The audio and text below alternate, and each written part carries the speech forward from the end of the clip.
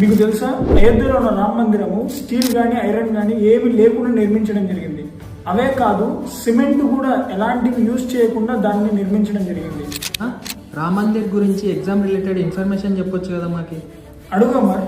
స్టాచ్యూని చేసింది ఎవరన్నా? స్టాచ్యూని చేసింది వచ్చేసరికి అరుణ్ యోగి అనే అతను. అదే టెంపుల్ ని కన్స్ట్రక్ట్ చేసింది వచ్చేసరికి చంద్రకాంత్ సోంపుర అనే ఫ్యామిలీ. స్టాచ్యూని అరుణ్ యోగి ఈ ఒక్క స్టాచ్యూ కాదు, దీంతో పాటు ఇతర స్టాచ్యూలు కూడా చేయడం జరుగుతుంది. ఎగ్జాంపుల్, కేదార్నాథ్ లో ఉన్న ఆది శంకరాచార్య స్టాచ్యూ, ఈ గాంధీజీ స్టాచ్యూ అరుణ్ యోగి గారే నిర్మించడం జరుగుతుంది. టెంపుల్ కన్స్ట్రక్ట్ చేసింది వచ్చేసరికి లార్సన్ అండ్ టార్బో, దాన్ని L&T కంపెనీ అంటాం. వీళ్ళు ఈ టెంపుల్ మొత్తాన్ని నిర్మించడం జరిగింది. నా స్టోన్ ఎక్కడి నుంచి తెచ్చినారన్న? యూజ్ చేసిన స్టోన్ వచ్చేసరికి పింక్ శాండ్ స్టోన్.